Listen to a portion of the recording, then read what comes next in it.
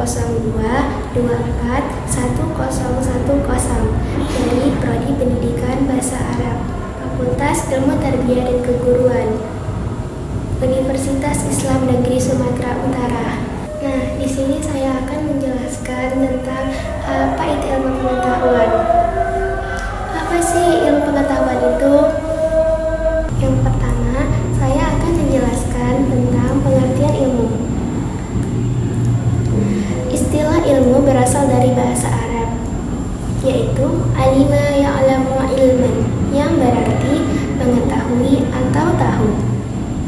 Sedangkan secara istilah atau terminologi, ilmu diartikan sebagai mengetahui secara hakiki. Sedangkan dalam bahasa Inggris, ilmu diartikan dengan science, yaitu yang berasal dari bahasa Latin socio dan share, yang berarti tahu. Suhartono menjelaskan bahwa secara terminologis, ilmu adalah akumulasi pengetahuan yang sistematis, suatu pendekatan atau metode pendekatan terhadap seluruh dunia empiris,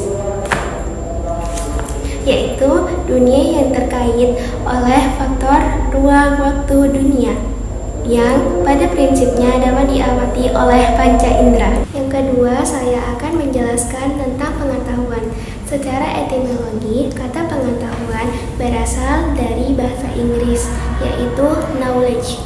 Pengetahuan dapat diperoleh melalui berbagai cara, seperti belajar, membaca, mengamati, atau pengalaman.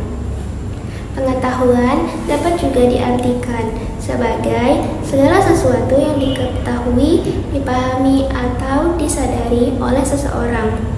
Kemudian, pengetahuan juga dapat diartikan sebagai hasil penginderaan terhadap segala sesuatu yang telah terjadi dan dilewati berdasarkan pengalaman. Abbas Hamami Mintareja mendefinisikan bahwa pengetahuan adalah aktivitas budi atau pikiran karena adanya hubungan yang seimbang antara subjek yang ingin dikenal dengan subjek yang sadar. Yang ketiga, saya akan menjelaskan pengertian ilmu pengetahuan. Ilmu pengetahuan dalam bahasa Inggris dikenal dengan istilah science, sedangkan dalam bahasa Latin dikenal dengan science, yaitu mempelajari atau mengetahui, yang berasal dari akar kata share, yaitu mengetahui atau belajar. Sedangkan menurut Van Person, ilmu pengetahuan dapat dilihat sebagai suatu sistem yang jalan menjalin dan taat asas atau konsisten dari ungkapan-ungkapan yang bersifat benar tidaknya dapat ditentukan. Kemudian, dapat dipahami bahwa ilmu pengetahuan berbeda dengan pengetahuan, sebab harus diketahui bahwasannya tidak semua pengetahuan dapat dikatakan sebagai ilmu. Saya akan menjelaskan manfaat ilmu pengetahuan bagi manusia. Berikut manfaat ilmu pengetahuan bagi manusia yang disusun oleh Suhartono. Di antaranya, yang pertama, mengembangkan ilmu pengetahuan teknologi dan perindustrian dalam batasan nilai ontologis. Yang kedua, mengembangkan ilmu pengetahuan teknologi perindustrian dalam batasan nilai epistemologis. Yang ketiga, mengembangkan ilmu pengetahuan teknologi dan perindustrian dalam batasan nilai etis. Diharapkan dapat mendorong pertumbuhan perilaku adil yang mampu membentuk moral tanggung jawab, sehingga pemberdayaan ilmu pengetahuan teknologi dan perindustrian semata-mata untuk kelangsungan kehidupan yang adil dan berkebudayaan. Yang keempat, sebagai konsekuensi kehadiran filsafat ilmu pengetahuan dalam peran fungsionalnya terhadap ilmu pengetahuan, teknologi, dan perindustrian, serta mendorong perguruan tinggi untuk kembali ke basis akademik, yaitu Tridharma. Kemudian yang terakhir, ilmu pengetahuan juga berguna dalam usaha menyingkap suatu kesatuan konferensi di dalam hukum-hukum alam. Yang kelima, persamaan filsafat dan ilmu pengetahuan.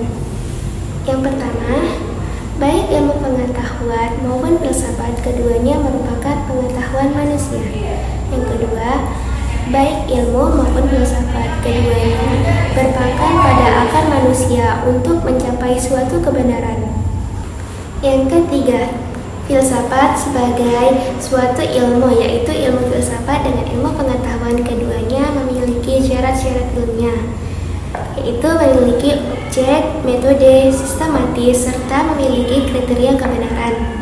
Yang keempat, baik ilmu maupun filsafat, keduanya merupakan suatu sistem pengetahuan manusia yang bersifat rasional dan sistematis. Nah, yang keenam, saya akan menjelaskan perbedaan filsafat dan ilmu pengetahuan. Yang pertama, filsafat merupakan induk ilmu pengetahuan, maka pertumbuhan dan perkembangan ilmu sangat ditentukan filsafat, yaitu prinsip metodenya, aksioma maupun dalil-dalil yang diturunkan pada ilmu dikembangkan oleh filsafat. Yang kedua, filsafat bersifat relaktik, yaitu mempertanyakan dan membahas tentang objek termasuk filsafat itu sendiri. Sedangkan ilmu pengetahuan tidak bersifat relaktik.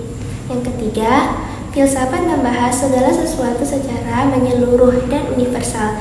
Sedangkan ilmu pengetahuan hanya membahas pada gejala-gejala yang sangat khusus dari sudut pembahasan yang khusus pula. Yang keempat, filsafat bersifat spekulatif, yaitu mengajukan dugaan-dugaan rasional yang melampaui batas-batas fakta. Sedangkan ilmu pengetahuan hanya menjelaskan dan mendeskripsikan fakta-fakta dengan segala hubungannya. Yang kelima, ilmu pengetahuan hanya menjelaskan fakta secara empiris, sedangkan filsafat memahami, menginterpretasikan, dan menafsirkan fakta secara rasional. Dan yang keenam, filsafat membahas objek secara menyeluruh, baik meliputi gejala empiris maupun non-empiris. Sedangkan ilmu pengetahuan hanya membahas gejala-gejala empiris dan bersifat khusus. Sekian penjelasan saya tentang ilmu pengetahuan. Semoga teman-teman semua dapat memahami apa itu ilmu pengetahuan. Sekian, terima kasih. Wassalamualaikum warahmatullahi wabarakatuh. See you next time.